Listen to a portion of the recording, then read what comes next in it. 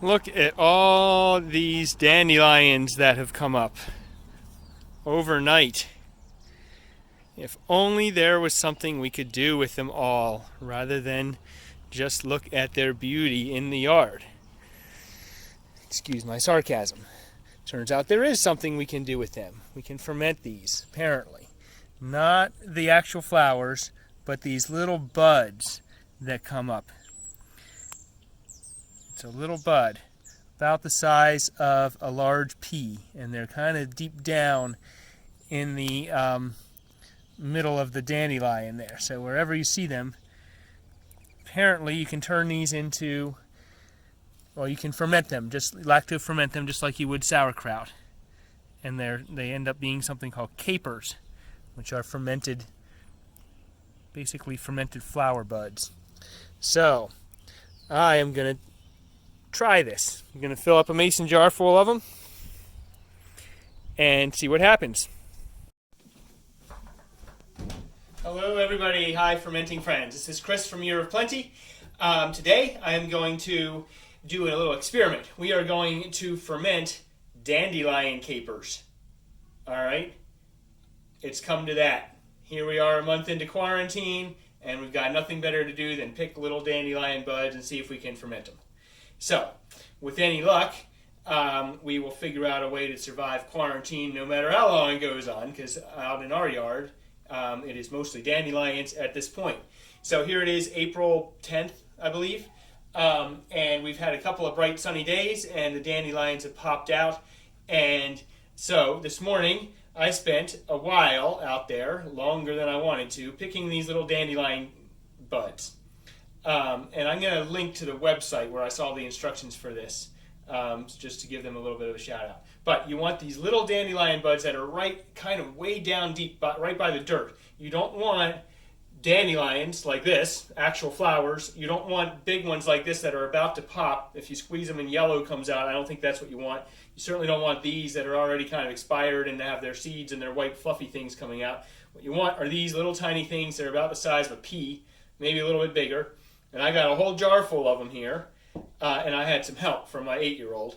So if you have kids, I would recommend sending them out to do this rather than using your time to do it. But we're going to see how this turns out. If it turns out good, then we have a good solution for dandelions. All right, we're going to use Year of Plenty fermenting equipment, fermentation weights for mason jars, wide mouth mason jars, fermentation lids, maybe even the cabbage tamper. We'll see if it needs to get packed down or not. But fermenting is very easy, and we are going to turn these into food that's going to be healthy for us and that's going to taste good. All right, dandelions I don't think taste good. I've tried them.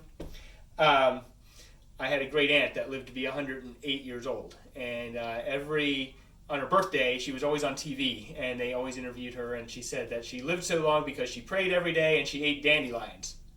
So I don't know, surely she meant dandelion greens in her salad or something, but ever since then, as a kid, I always went out and tasted them, and every year I regretted it. So we're going to try it again now, see if this works. All right, so fermenting is very easy. All you need is some salt and water and a mason jar. And our equipment here helps make it more successful and effective and safe. So right here, I have some warm water. I'm going to melt in here about a tablespoon of salt. If this was a little fuller, I'd use a full tablespoon, but it's not very full. So I'm using pink Himalayan salt. Don't use iodized salt, or anything like that. Also, don't use water that has chlorine in it or anything like that. You actually don't want the bacteria to die, the good bacteria.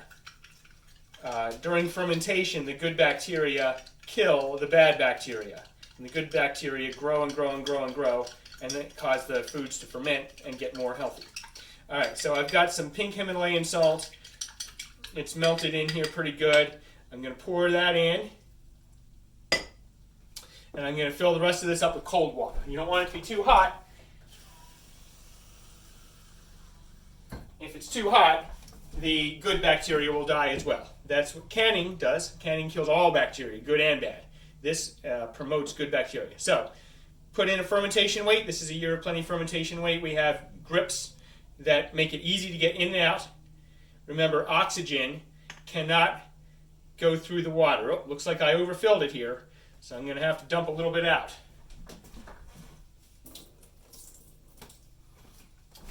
All right, that's better. You want to leave a little bit of headspace here, a good inch almost. All right, so now there is nothing floating up. Anything that floats up around the edges here, or it floats, is going to be exposed to oxygen, and it's going to get moldy instead of fermenting. Now all we need to do is put on a fermentation lid. We fill this airlock up halfway with water.